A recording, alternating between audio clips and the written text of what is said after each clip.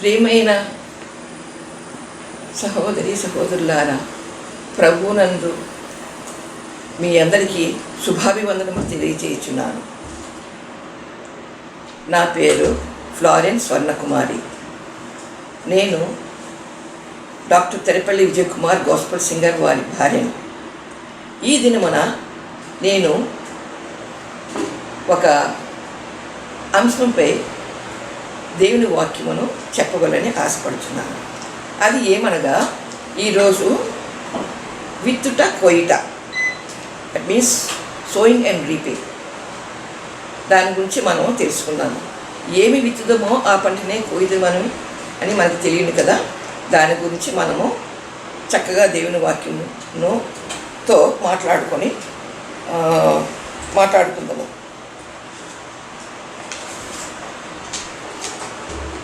మీరు విని ఉన్నారు కదా ఎన్నోసార్లు ఈ యొక్క వాక్యమును.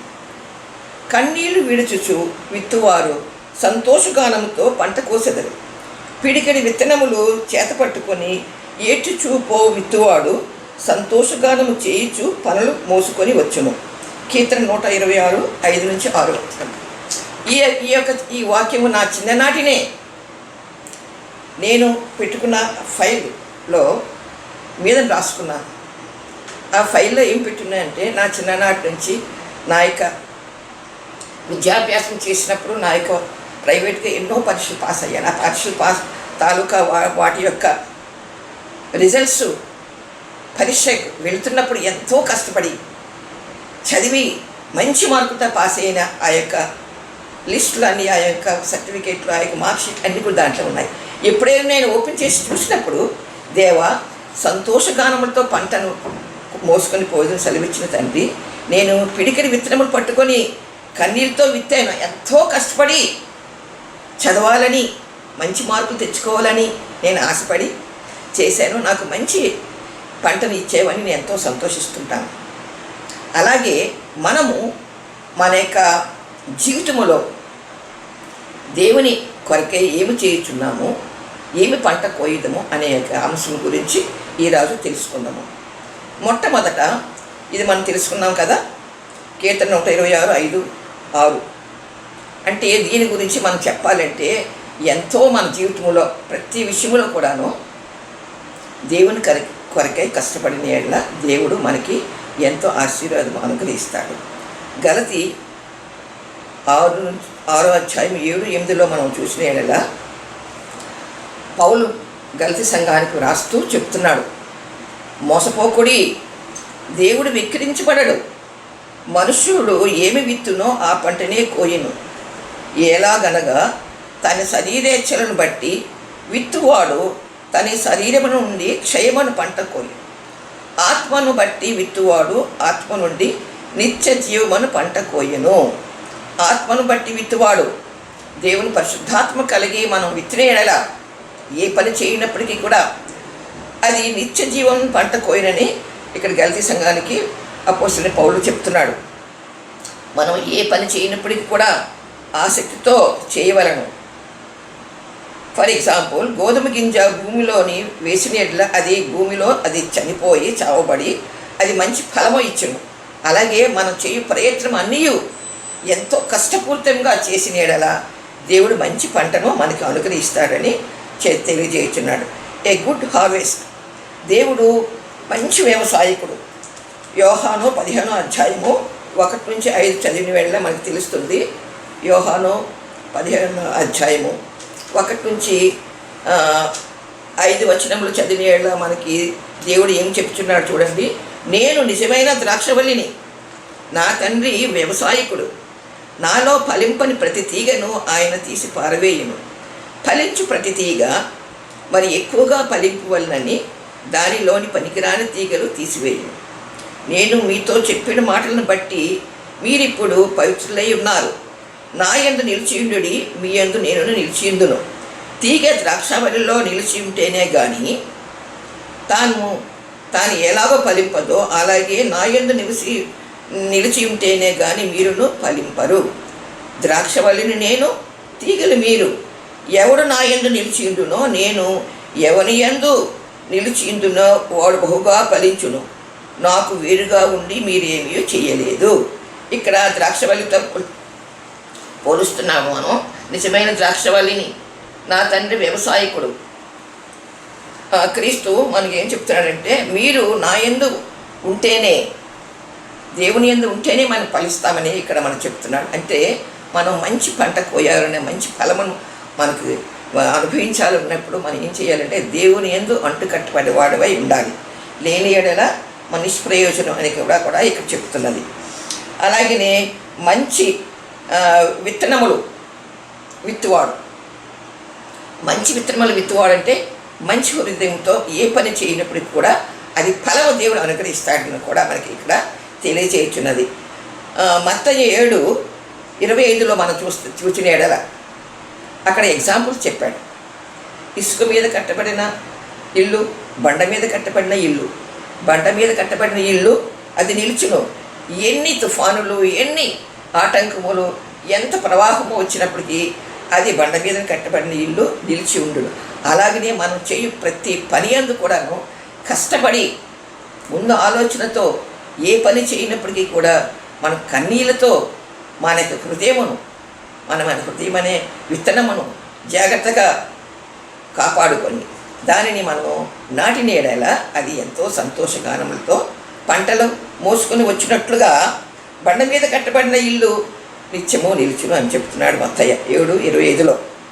అలాగే దావీదు మహారాజు తను దేవునికి ఎప్పుడు కూడాను ఎంతో విశ్వాసముతో, ఎంతో కష్టముతో, ఎంతో ఆనందముతో దేవుని క్రియలు చేసి దావీదు మహారాజు జయము పొందాడు. అయితే దావీదు కీర్తనలో 18వ అధ్యాయము 25-26 చదువుదాము. దాంట్లో ఏం చెప్తున్నాడు దావీదు మహారాజు? దయగల వారి ఎడల నీవు దయ చూపించుదువు, యథార్థవంతుల ఎడల యథార్థవంతులుగా నుండువు, సద్భావము గల వారి ఎడల నీవు సద్భావము చూపుదువు, మూర్ఖుల ఎడల నీవు వికటముగా నుండువు. మనం ఇక్కడ ఏం చెప్తున్నాడు చూసారా? దావీదు మహారాజు దయగల వారి ఎడల నీవు దయ చూపించుదువు. మనం ఏమైతే మనం విత్తుమో అదే పంటను కోయదు. దయగల వారి ఎడల దేవుడు దయ చూపిస్తాడు రిటర్న్. యథార్థవంతులు ఎడల యథార్థవంతులుగా నుండువు. దేవుడు మనం యథార్థంగా ఉన్న ఎడల దేవుడు కూడా మన యథార్థవంతులని దీవించుదు. సద్భావం గల వారి ఎడల నీవు సద్భావము చూపించుదువు, మూర్ఖుల ఎడల నీవు వికటముగా నుండువు. మూర్ఖంగా మనం ఏ పని చేసినప్పటికీ కూడా అది దేవునికి ఆయాసంగా అండి. నీవు వికటముగా ఉండవు, దేవునికి విరోధము, దేవునికి మనం వికటముగా ఉండవు. అంచేది ఎప్పుడు కూడా మనం ఏం చేయాలంటే యథార్థవంతులమై ఉండాలని ఈ యొక్క వాక్యం యొక్క అర్థము. అలాగే మనం ఏమి విత్తుమో ఆ పంటనే కోస్తామని మనం చెప్తున్నాం కదా. మన ప్రపంచములో, మన జీవములో, మన జీవితములో, మన యొక్క జీవన యాత్రలో ఎన్నో పర్యాయములు, ఎన్నో కార్యములు మనం చేస్తుంటాం కదండి. ఆ యొక్క జీవిత యాత్రలో మనం ఎలాగైతే ఉండాలో, ఏమి విత్తుతామో ఇక్కడ అపోస్తలుడైన పౌలు కొరింథీ సంఘానికి రాస్తూ చెప్తున్నాడు. 2 కొరింథీ 9వ అధ్యాయము 6-7లో అపోస్తలుడైన పౌలు కొరింథీ సంఘానికి ఉత్తరము రాస్తూ ఇలాగ చెప్పుచున్నాడు. 9వ అధ్యాయము 6-7 వచనములో, కొంచెముగా విత్తువాడు కొంచెముగా పంట కోయును, సమృద్ధిగా విత్తువాడు సమృద్ధిగా పంట కోయును. అంటే కొంచెముగా విత్తువాడు కొంచెముగా పంట కోయనంటే మనం కొంచెమే విత్తామనుకోండి, దాన్ని బట్టే మన పంట కోస్తాము. కొంచెం పనులే మంచి పనులు చేసేవాడు, దాన్ని బట్టే మన దేవుడు మనకు ప్రతిఫలం ఇస్తాడు. సమృద్ధిగా విత్తువాడు సమృద్ధిగా పంట కోయను. సమృద్ధిగా విత్తువాడు అంటే మనం ఎప్పుడు కూడాను సమృద్ధిగా ఇతరులకి దయాదాక్షిణ్యం చూపించడం, దానం చేయడం, మంచి కార్యములు చేయడం, దేవుని యందు విశ్వాసంతో దేవుని ఆజ్ఞలన్నిటినీ పాటించడం, దేవుని యందు ఎప్పుడు భయభక్తులు కలిగి ఉండడం. సమృద్ధిగా విత్తువాడంతా పోలి ఉన్నది. సమృద్ధిగా విత్తువాడు సమృద్ధిగా పంట కోయును. జీవితంలో చేయవలసిన మంచి కార్యములు దైవభక్తితో చేసిన ఎడల దేవుని దీవెనలు కీర్తి లభించి మంచి పంటను కోయుదుము అని మనం తెలుసుకోవలసిన విషయమై ఉన్నది. అయితే ఈ యొక్క వాక్యము, ఈ యొక్క విత్తనము కోయిట, దీని గురించి మన బైబిల్ గ్రంథంలో అనేకమైన ఉపమానములు, అనేక విషయములు వాక్యము మనము తెలుసుకొని ఉన్నాము. అనేకులు రాసి ఉన్నారు.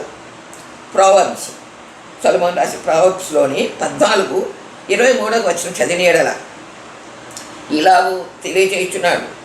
ప్రావర్బ్స్ 14:23, ఏ కష్టము చేసినానో లాభమే కలుగును, వట్టి మాటలు లేమిడికి కారణములు. ఏ కష్టం చేసినా లాభమే కలుగును అన్నాడు.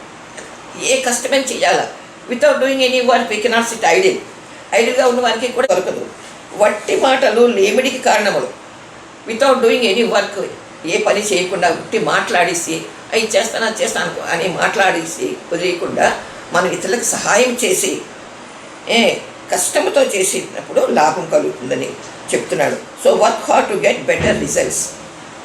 అలాగే యోబు గ్రంథం మనం చదివినప్పుడు మనకు తెలుస్తుంది, యోబు ఎంతో నిక్కచ్చిగా దేవుని యందు భయభక్తులు కలిగి ఎంతమందినో ఆదరించి, తను ఎంతమందినో పేదవాళ్ళని కనికరించి ఎన్నో మంచి పనులు చేసి ఉన్నాడు. అయినప్పటికీ కూడా సాతానుడు ఏం చేశాడంటే యోబుని పరీక్షించుటకు ఎన్నో కష్టం పెట్టి ఉన్నాడు. అప్పుడు యోబు అన్నీ పోగొట్టుకొని ఎంతో అనారోగ్యత ఉన్నప్పుడు యోబు యొక్క గుడ్ ఫ్రెండ్స్ వచ్చి ఉన్నారు కదా. వచ్చి ఉన్నప్పుడు ఆ వాళ్ళలో ఒక అతని పేరు ఎలిఫజ్ ఏం చెప్తున్నాడంటే, యథార్థవర్తనలు ఎక్కడైనానో నిర్మూలమైన, యథార్థంగా ప్రవర్తించేవారు ఎప్పుడేం నిర్మూలన అవ్వలేదని అతను ఆశ్చర్యపోయి యోబును సందర్శించి యోబునికి ఓదార్చున్నాడు. అతను ఏం చెప్తున్నాడు, నేను చూచినంత వరకు అక్రమమును దున్ని కీడును విత్తువారు దానినే కొయ్యుదురు. అతను అంటున్నాడు, నేను ఇంతకాలం చూస్తున్నాను, నేను చూచినంత వరకు అక్రమము దున్ని కీడును విత్తువాడు దానినే కొయ్యుదుడు. అంటే కొంతమంది అక్రమంగా దున్ని కీడుని విత్తువారు దానినే కోస్తారని చెప్తున్నాడు. అయితే ఈ ముగ్గురు ఫ్రెండ్స్లోని ఎలిఫెజ్, ఒకతను ఎలిఫెజు, బిల్దరు, జోఫరు. అయితే ఎలిఫెజ్ ఏం చెప్తున్నాడు, యోగుతోని యథార్థవంతుడు ఎక్కడైనా నిర్మూలము అవునా, అది కాదు కాబట్టి నీకు తప్పకుండా దేవుడు నీకు మేలు అనుగ్రహిస్తానని చెప్పాడు. అలాగనే యోగుకి ఏమైంది, 42వ అధ్యాయము 12వ వచనంలో చూసిన ఎడల మనం తెలుసుకుంటాం, యోగు తిరిగి దేవుని యొక్క దీవెనలు పొంది ఉన్నాడు. ఎంతో కష్టపడ్డాడు. యెహోవా యోగును మొదట ఆశీర్వదించినంత కంటే మరి అధికముగా ఆశీర్వదించాను. అతనికి 14,000 గొర్రెలను, 6,000 ఒంటెలను, 1000 జతల ఎడ్లను, 1000 ఆడుగాడిదలను కలిగించాను. So God blessed him because Job did many good things. యోబు ఎన్నో మంచి కార్యములు చేశాడు, ఎన్నో మంచి విత్తనములు విత్తాడు కాబట్టి ఆయన మంచి పంటను తర్వాత కోసి ఉన్నాడు. అలాగే హోషేయ 8వ అధ్యాయము 7లో చూసినప్పుడు మనకి ఏం తెలుస్తుందంటే, హోషేయ ఏం చెప్తున్నాడు అక్కడ, వారు గాలిని విత్తున్నారు కనుక ప్రళయము వాయువు వారికి కోతయగును. హోషేయ తను చెప్తున్నాడు, ఏం చెప్తున్నాడు తెలుస్తుందా, గాలిని విత్తున్నారు కనుక ప్రళయ వాయువు వారికి కోతయగును. విత్తినది పైరు కాదు, మొలక కాదు, పంట ఎత్తినది, అది పంటకు వచ్చిన ఎడల అన్యులు దానిని తినివేతుడు. తను చెప్తున్నాడు, ఏం చెప్తున్నాడంటే, ఎవరైనా గాలి విత్తినట్లు మనం అనవసరమైన వాటిని చేసిన ఏళ్ల పనులు అది ప్రళయవాయువు వలె కోతగా అవుతుంది అన్నాడు. అది పంటను వచ్చిన ఎడల అన్యులు దాన్ని తినివేదురు. ఒకవేళ ఏదైనా పంట వస్తే they will not eat or వాళ్ళు అనుభవించరు, వాళ్ళు అన్యులు అనుభవిస్తారు. ఇక్కడ దేవుడు మనకి హెచ్చరిస్తున్నాడు హోషేయ ద్వారా. హోషేయ 10వ అధ్యాయము 12లో కూడా ఇలాగ వ్రాయబడి ఉన్నది, నీతి ఫలించినట్లు మీరు విత్తనము వేయడి, ప్రేమయను కోత మీరు కోయడి. వాళ్ళకి చెప్తున్నాడు, నీతి ఫలించినట్లు మీరు విత్తనము వేయడి, ప్రేమయను కోత మీరు కోయుడి అన్నాడు. మనం నీతి గల వారమై ఉన్నప్పుడు మనము ప్రేమను కోతను మీరు కొయ్యుదురు. యెహోవాను వెదుకుటకు ఇదే సమయము గనుక ఆయన ప్రత్యక్షమై మీ మీద నీతి వర్షము కురిపించినట్లు ఇది వారికి ఎన్నడనో దున్నని బీడు భూమి దున్నుడి. అక్కడ ఏం చెప్తున్నాడంటే, మీరు వెతుకుటకు ఇదే సమయం కనుక ఆయన ప్రత్యక్షమై మీ మీద నీతి వర్షము కురిపించినట్లు, దేవుడు మీ మీద నీతి వర్షము కురిపించినట్లు ఇది వరకు ఎన్నడనో దున్నని బీడు భూమిని దున్నుడి అని హోషేయ తన ప్రజలతో చెప్తున్నాడు. అక్కడ ప్రభుత్వగా దేవుని మరిచి ఆయన చేసిన ఉపకారములను తెలుసుకొని లోకములో కలిసి దేవుని ఆరాధించుట, ఆయన ఆజ్ఞలను శిరసావహించినచో, ఎలాగైతే యెహోవా దేవుడు ఐగుప్తు నుండి కానాను అన్న దేశమునకు వచ్చిన తన ప్రజలు ఇశ్రాయేలు ప్రజలు దేవుని విడిచిపెట్టుతున్న సమయమున ఇలా చెప్పుచున్నాడు.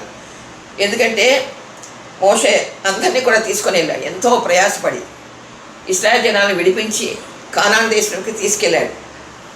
మోషే రానప్పటికీ కూడా అహరోను తీసుకెళ్ళాడు. అయితే వారి ప్రజలందరూ కూడాను కానాను దేశంకి వెళ్ళినప్పుడు దేవుడు చేసిన ఆ మేడలను మర్చిపోయి వాళ్ళు ఒక మర్చిపోయిన ఏడల ఏ ఆపదలకు లోనవుతాడో దేవుడు చెప్తున్నాడు. లేవీకాండము 26, 16, 17, 20 వచనంలో మనం చూసినట్లయితే ఇలాగ రాయబడి ఉన్నది. మీరు విత్తిన విత్తనములు మీకు వ్యర్థములగును, మీ శత్రువులు వాటి పంట తినిదరు. ఇంకనూ నా మాట వినని ఎడల నేను మీ పాపమును బట్టి మరి 7 అంతలుగా మిమ్మల్ని దండించెదను. మీ బలము ఉడిగిపోవును, మీ భూమి ఫలింపకుండును, మీ దేశ వృక్షములు ఫలమియ్యకుండును అని దేవుడు వారికి హెచ్చరించుచున్నాడు. ఎందుకంటే ఎన్నో కార్యములో దేవుడు వారికి సహాయం చేసినప్పుడు వారు మరచి దేవుని తట్టు నుంచి పక్కకి తిరుగుతున్నప్పుడు వాళ్ళకి ఉద్దేశించి దేవుడు ఆజ్ఞ ఇచ్చుచున్నాడు. కావున దేవుని మరచినచో ఆయన మార్గంలో నుండి తొలగినచో చాలా ప్రమాదమని దేవుడు హెచ్చరించుచున్నాడు ఇశ్రాయేల్ ప్రజలకి. మనము ఏమై ఉన్నామో తలంచుకొని చిన్ననాటి నుండి క్రమముగా జీవించి మన తరము వారికి, గృహమందు పిల్లలకు అందరితో దేవుని కృపయందు ఆయన కట్టబడిన వారమై ఉన్నాము గనుక అప్పుడు మనము చేయు ప్రతి పని దేవునికి ఇష్టపూర్వకముగా ఉండి ఆశీర్వదించును. ఆయన వాగ్దానములకు వారసుకుంటాము. దేవుడు మనకిచ్చిన ఈ కృపను గ్రహించి దేవుడు చేసిన మేళ్లను మరచిపోకుండా దేవుని వాక్యమును మనం ఇతరులకు, పిల్లలకు, మన సంఘములకు ప్రతి ఒక్కరికి అందించిన మనం దేవుని యొక్క కృపను పొంది దేవునికి ఆశీర్వదించబడమని దేవుడు వాక్యం ద్వారా మనకి హెచ్చరించున్నాడు. ద్వితీయోపదేశ కాండము 6వ అధ్యాయము 10, 11 చూచిన ఎడల ఇలాగూ రాయబడి ఉన్నది. నీ దేవుడని యెహోవా నీ పితరులైన అబ్రహాము, ఇస్సాకు, యాకోబులతో చేసిన ప్రమాణమును బట్టి నిన్ను ఆ దేశంలో ప్రవేశపెట్టి నీవు కట్టని గొప్పవగు మంచి పురములను, నీవు నింపని మంచి ద్రవ్యములు చేత నింపబడిన ఇండ్లను, నీవు త్రవ్వకపోయినను త్రవ్వబడిన బావులను, నీవు నాటని ద్రాక్ష తోటలను, ఒలివ తోటలను నీకు ఇచ్చిన తరువాత నీవు తిని తృప్తి నొందినప్పుడు దాసుల గృహమైన ఐగుప్తు దేశంలో నుండి నిన్ను రప్పించిన యెహోవాను మరవకుండా నీవు జాగ్రత్త పడుము అని దేవుడు ఇశ్రాయేలు ప్రజలకు మరొకసారి చెప్తున్నాడు. ఏమిటంటే, నీవు దేవుని మర్చిపోకుండా ఐగుప్తు దేశం నుండి మిమ్మల్ని దాసులుగా ఉండేటప్పుడు మిమ్మల్ని విడిపించి ఎలా తీర్చి ఉన్నానో అలాగే దేవుని మర్చిపోకుండా ఉండిన ఎడలా అంటే మమ్మల్ని ఏమి మంచి కార్యములు చేసి దేవుని యందు మీరు వెత్తబడితే ఏమి లభిస్తుందంట. ఇక్కడ నీవు త్రవ్వబడిన బావులను, నీవు నియమింపపోయినను మంచి ఇండ్లను, నీవు నాటని ద్రాక్ష తోటలను, ఒలీవ తోటలను నీకు ఇచ్చిన తరువాత నీవు తిని తృప్తి పొందుదువు అని చెప్తున్నాడు దేవుడు ఇక్కడ. అంచేత దేవుడు ఇశ్రాయేలు జనాంగానికి జాగ్రత్త చెప్తున్నాడు. దేవుడు అనుగ్రహించు మహాకృప ప్రేమను బట్టి మన ఎడల మన పితరులు దీవెనలు మీరు చేసినవన్నీ లెక్కించిన ప్రభు మనము విత్తనములకు పంట అధికముగా ఇచ్చును. మనం ప్రతి పనికి కూడా దేవుడు అధికంగా ఇస్తా అన్నాడు. ఆలస్యమైనప్పటికీ కూడా మనము కొంచెం విత్తి ఎక్కువగా మన పంటను కోస్తాను కూడా వాగ్దానం చేస్తున్నాడు. దేవుడు నిరీక్షించిన యెడల ఆలస్యమైనప్పుడు కూడా మంచి పంటను మనకు అనుగ్రహిస్తానని దేవుడు సెలవిస్తున్నాడు. అధికముగా ఇచ్చును. విత్తనములు కొంచెమైనప్పటికీ మనకి అధికంగా ఎలా ఇస్తాడో కూడా మనకి దేవుడు వాగ్దానం చేసి ఉన్నాడు. ఈ విషయమై బిల్లీ గ్రహం గారు ఆయన ప్రసంగంలో ఏం చెప్పి ఉన్నారంటే, గతంలో నీవు హార్డ్ వర్క్తో విత్తనములు విత్తవలసి ఉన్నది, అనగా వాక్యానుసారముగా నడిచి ఇతరులకు దేవుని వాక్యమును బోధించుట. హార్డ్ వర్క్ చేయాలి. Without doing any work we cannot reap the consequences. మనం ఎక్కువ కష్టపడితేనే మంచి ఫలమును కోస్తామని కూడా తను చెప్తున్నాడు. దేవుడు కొరకు మనం ఎంతో శ్రమపడాలి. దేవుని ఆజ్ఞలను పాటించవాలని. మనం ఏమి విత్తుదమో ఆ పంటనే కోయుదము. యోబు కీడును విత్తువాడు కాదు కాబట్టి మంచి పంటను తర్వాత కోసి ఉన్నాడు. ప్రొవర్బ్స్ 22:8 మనం చూచిన యెడల ఇలా రాయబడి ఉన్నది, దౌష్టమును విత్తువాడు కీడును కోయిన అంటున్నాడు. దౌష్టమును ఎప్పుడు కూడా విత్తకూడదు.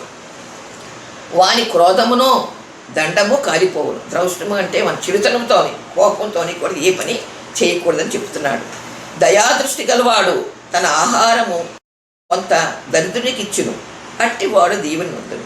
సామెతలు 22:8-9 చెప్తున్నాడు. మనం దయగల ఉండి ఇతరులకు ఆహారం ఇచ్చినా, దానము చేసినా, సహాయం చేసినా అవన్నీ కూడా మనకి దీవెనకరముగా దేవుడు రిటర్న్ చేస్తా అన్నాడు. తర్వాత సంఖ్యాకాండములో 32:23 మనం చూసిన యెడల ఇలాగూ రాయబడి ఉన్నది. ఏంటంటే సంఖ్యాకాండములో మోషే చెప్తున్నాడు ఇశ్రాయేల్ ప్రజలకి, మీరు యోర్దాను నదిని దాటి యుద్ధం చేసి కష్టపడి తిరిగి వచ్చినచో దేవుడు మీ యొక్క మొర ఆలకిస్తాడు, మిమ్మల్ని దృష్టి ఉంచుతున్నాడని దేవుడు చెప్తున్నాడు. అంచేత సంఖ్యాకాండం 32:23 మనం ఇలాగ రాసి ఉన్నది చదువుకుందాము. మీరు అట్లు చేయని యెడల యెహోవా దృష్టికి పాపం చేసిన వారు వగుదురు, మీ పాపము మిమ్మును పట్టుకుని చెప్తున్నాం. అంచేత మనము యెహోవా దృష్టికి మనము పాపం చేయకుండా దేవుడు చెప్పిన ఆ యొక్క వాగ్దానమును, ఆ యొక్క పనులను మనం నిర్వహించవలసిన వాళ్ళమై ఉన్నాము. కావున దేవుడు అనుగ్రహించు మహాకృపను పొందినట్లు మనము జీవించవలను. హృదయం అనే విత్తనమును, మన విత్తనము అంటే not only seeds or anything or doing any work. హృదయం అనే విత్తనమును దేవునికి అర్పించినచో సంతోష గానములతో పంటలు మోసుకొని పోగుతాము. హృదయం first, that means our soul. మంచి హృదయముతో మనం చేసిన పనికి మన సంతోష గానములతో పంటలు పోసుకొని పోగుతాము. దేవుని ఆజ్ఞలు పాటించుట, ఆయన రక్షణ ఆనందంతో జీవించుట, ఆయన అనుగ్రహించి పంటను కోయినట్లు దేవుని ప్రార్థించుదాము. అంటే మనం ఎప్పుడు కూడా దేవుని ఆజ్ఞలు పాటించి ఆయన పంటను కోయినట్లు ప్రార్థనతో, విశ్వాసంతో, రక్షణతో ఆయనను ప్రార్థించి ఆయన అడిగిన యెడల అతను తప్పకుండా మంచి పంటను మనకి అనుగ్రహిస్తాడు. మన పాపములన్నింటినీ తుడిచివేసి ఆయన రక్తంతో కడిగి పవిత్రపరిచి నా దేవుడు ఆయన పరిశుద్ధాత్మతో మనల్ని ఎల్లప్పుడూ కాపాడుచున్నాడు. ఆయన పొందిన శిలువపై పొందిన రక్షణ, శిలువపై పొందిన ఆ యొక్క మరణము ద్వారా రక్షణ అనుగ్రహించి మన పాపం అన్నీ కడిగి మంచి హృదయం అనుగ్రహించి హృదయమనే విత్తనమును చక్కగా నాటిన యెడల అది మనకి ఎంతో మంచి ఫలములు ఇస్తుందని మన దేవుడు మనల్ని మరొకసారి జ్ఞాపకం చేయుచున్నాడు. మనం ఇప్పుడు కృపాకాలం మీద ఉన్నాం. మంచి విత్తనములు మనం విత్తి ఉన్నాం. దేవునికి ఎంతో నమ్మకంగా ఉన్నాం. So no weeping but reaping good harvest with joy, reaping the joy in the Christ. మన దేవుని ఎంతో సంతోషముతో ఉండవలను. దేవుడు మనలను ఆనందగానములతో జీవించినట్లు కృపాకాలమున మనతో ఉండి నడిపించుచున్నాడు. మరొకసారి ఈ వచనము నేను జ్ఞాపకం చేస్తాను. కన్నీళ్ళు విడిచుచు విత్తువారు సంతోషగానముతో పంట కోసెదరు, పిడికని విత్తనములు చేతపట్టుకొని ఏడ్చుచూ పో విత్తువాడు సంతోషగానము చేయుచు పనులు మోసుకొని వచ్చును.